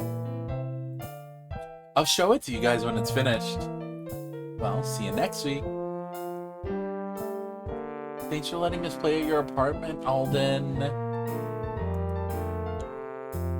Yes, thank you very much. No problem. Looks like everyone's packing up. Man, I love playing with my friends. Huh. Looks like Subin is slipping away. This is my chance to ask her.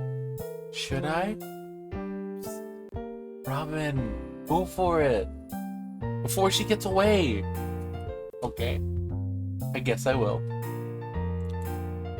Hey, Alden! Thanks for hosting. I'm gonna catch Subin real quick. See you guys next week. See you later, Robin. Okay. Subin's heading out through the back door. I'll follow. Hey, Subin. Wait up.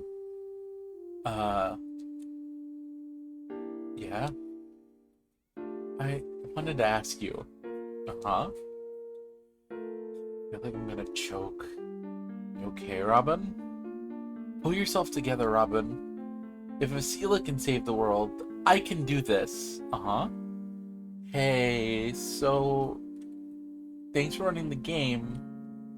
I just wanted to ask you. I think you're cute. Oh, shit!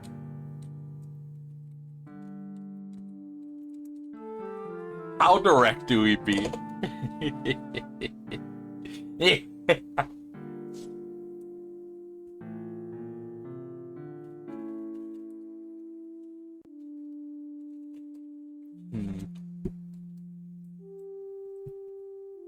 I think you're cute.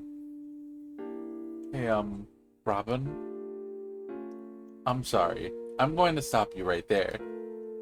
So, I know that you're interested in me. Oh! I'm sure you've been wondering if I'm interested in you too. Well, the truth is, I am. Oh! What? It's just...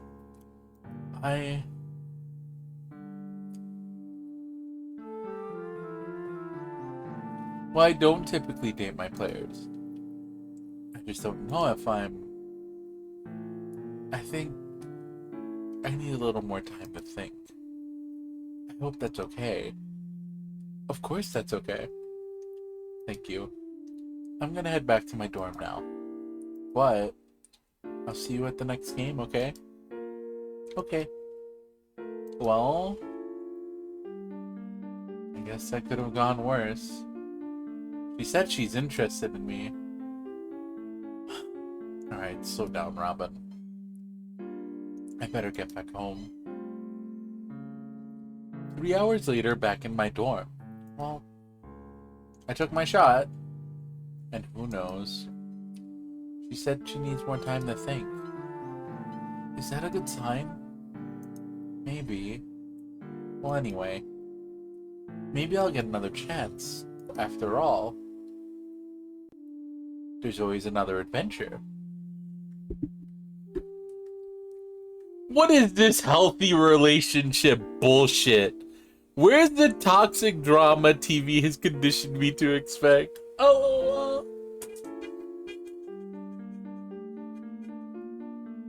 I always hear the DM stories where it's like players getting in a relationship and getting super fucking toxic and games falling apart at rejections like this.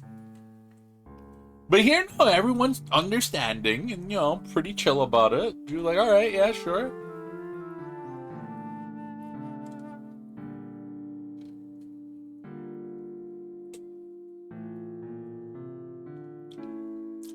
Super chill. Oh, yeah. There's always another adventure.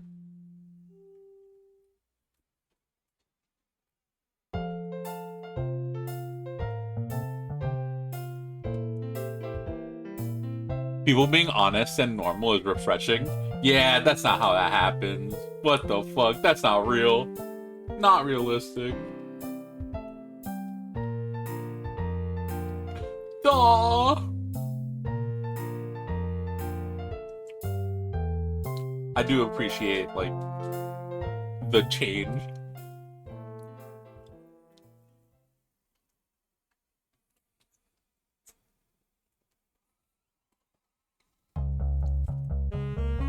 Chill that in. Oh, yeah. And there goes BARD Harder. I'm sure there's, like, alt endings.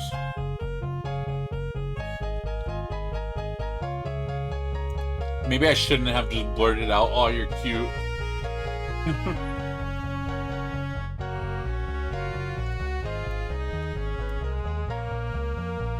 Let's see.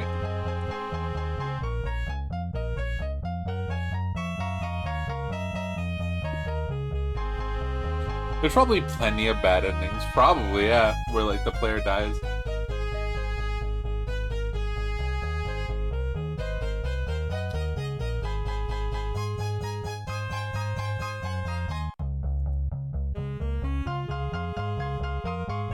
A little kissy.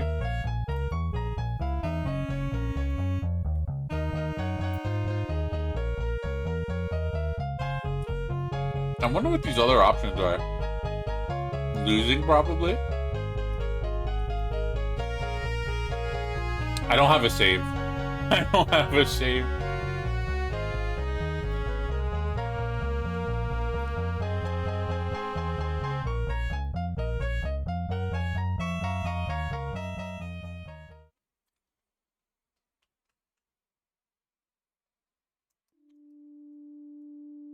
I wonder if I could, like, skip all the stuff I've seen.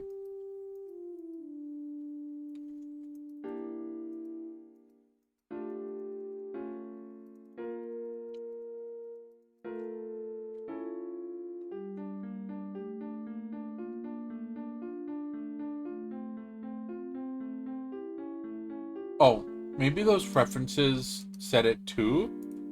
Yeah. Skip.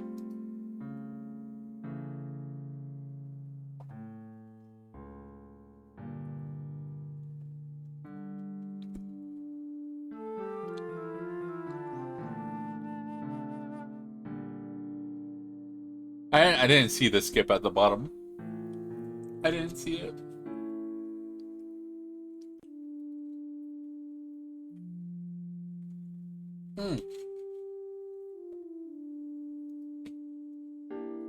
Page A. Hold on. Wait a minute. Oh, there we go.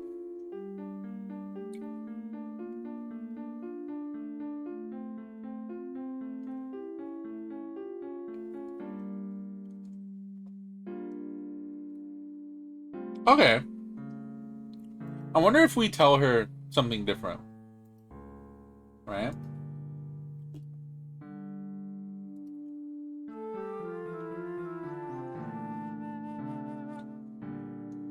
What if I said I just wanted to ask you a question? She stops you there. Typically date my players. Okay, so that doesn't change no matter what there. And that's cool and healthy. It's respectable.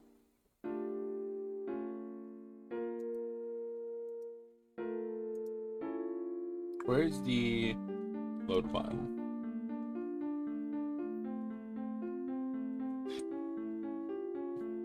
Load. Click. Oh. Well, you're very welcome. I hope you all had fun. Oh, I definitely did. Well, I guess I should. Actually, I wanted to ask you something. Go ahead. So I was wondering if you might want to get seafood tomorrow. Oh, I gotta keep going. I can't lose my momentum now. Maybe there was. Maybe I needed to go through and get, like, information from everyone. Maybe there is something different here.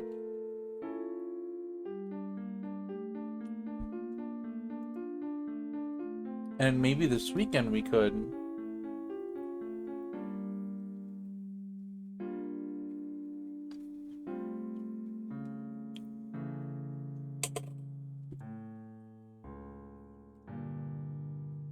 Gotta get to the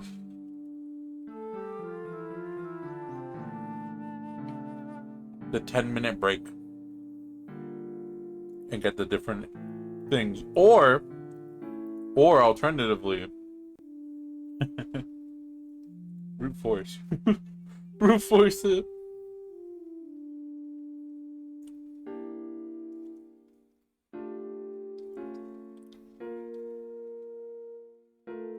The exhibit.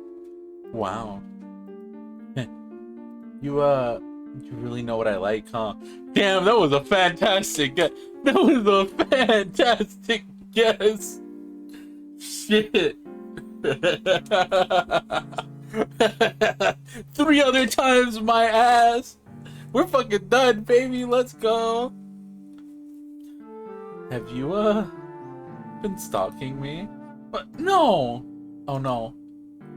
I thought I could make her love me by learning all the things she likes. What was I thinking? Real life isn't so game! Oh, the call-out post is real! The fucking call-out! Damn!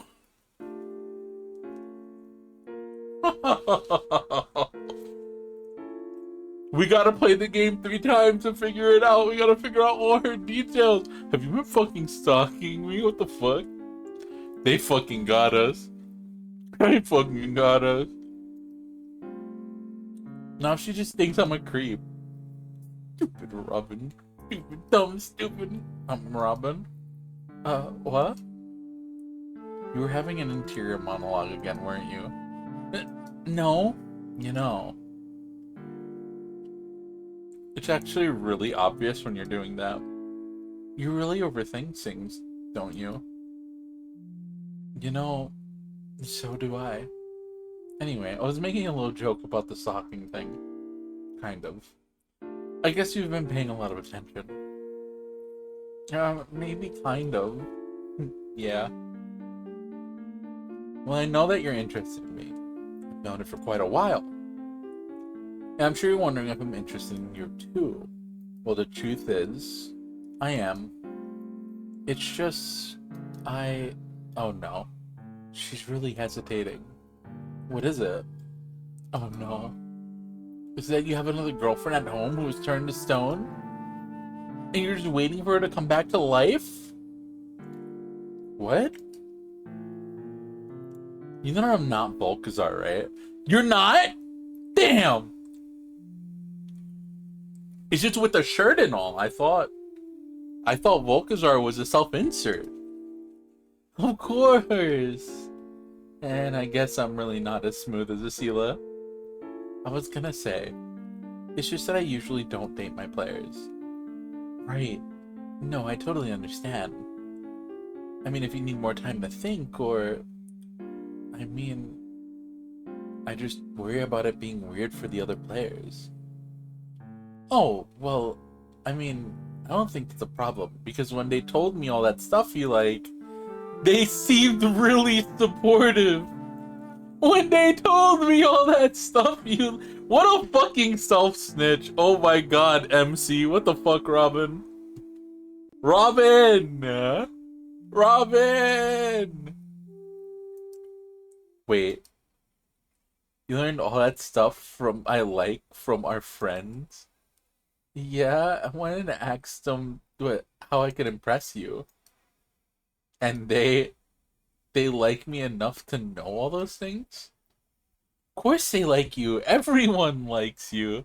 Oh god, this is painful. Oh well. I like you. You really asked our friends how to ask me out, huh? You must have been really nervous. Yeah, I was. Am really nervous. You don't have to be. I don't think I'm, like, scary. Or am I?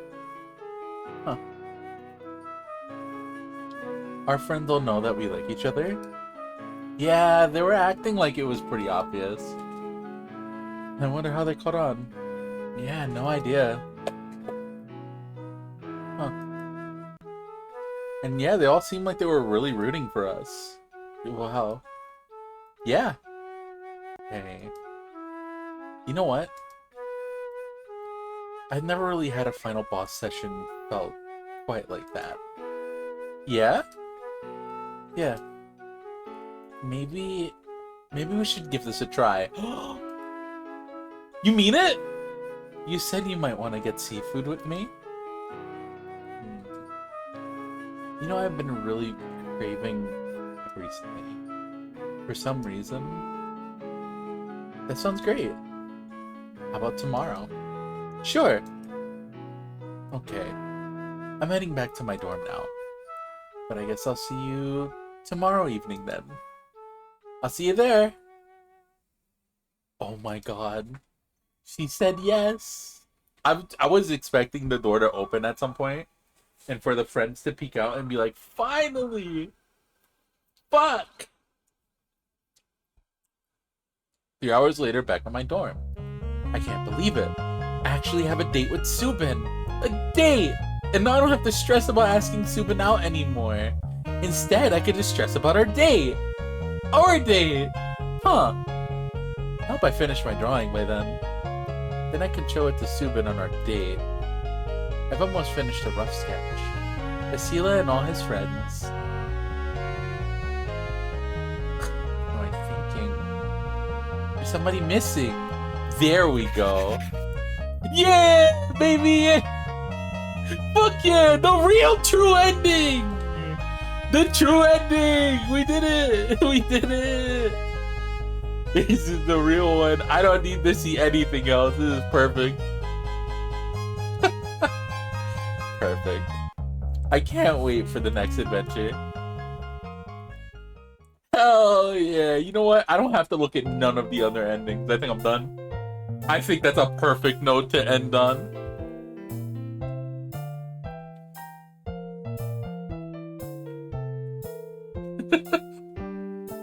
Main character kissed the lich and got to take a girl out for some seafood. Perfect. Amazing ending. Super gay in game, super gay in real life. I'm done. Thank you all so much for coming to hang out. That has been Bard Harder. Cute little game. I definitely recommend this one. If y'all want to go check out the other 2 achievements, I think I'm gonna leave that to y'all to go back and like check those out. Give the game some support because that one was super fucking cool. I wonder if they've made anything else.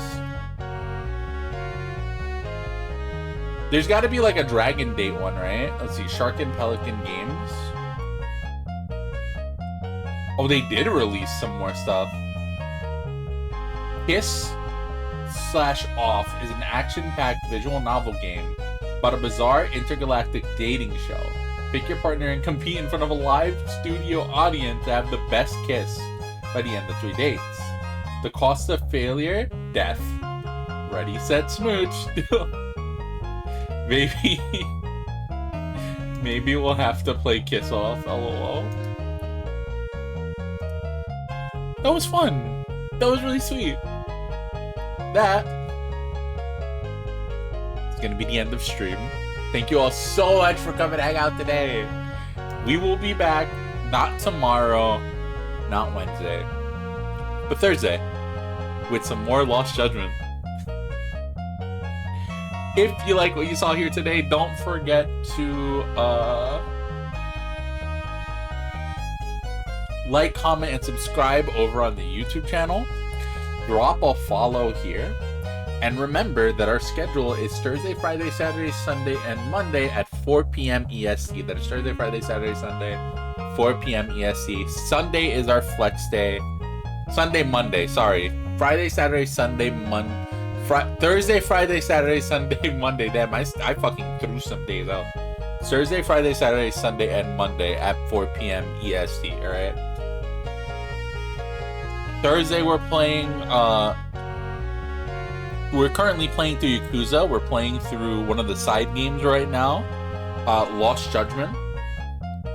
On Friday, we're going to be starting up Eichenfell to continue this this current pattern we have of playing some really gay-ass shit.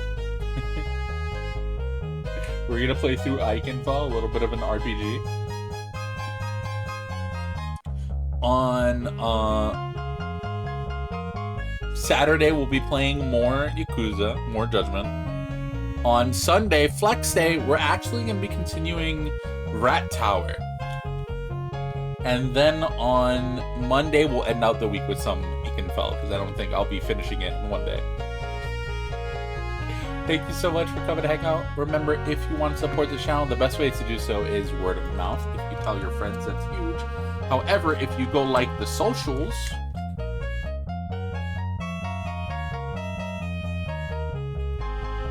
and maybe even consider donating directly to directly support the channel, that would also be really huge and awesome. For now, let's find someone to raid. Our raid message is going to be the same as always. I want to see some emote we love streamer emotes in chat. Emote we love streamer emote, please. Thank you, Rosie. I want y'all to take that and pop that over into whatever channel we go raid. Can y'all do me that? Can y'all do me that one? Let's go show a little bit of love to the channel that we're going to. And then right after, you could leave or whatever. But you know, these people are cool and deserve some love. We're gonna raid out to one of our usuals, one of our regular picks. Good pick to end out the week, I think. Let's go hang out with Ashley Arcade. Let's raid Ashley Arcade. They're currently playing through Tears of the Kingdom. Let's go say what's up. Good night, everyone. I'll see y'all on Thursday. Again, thank y'all so much for hanging out. This was fun. Bye.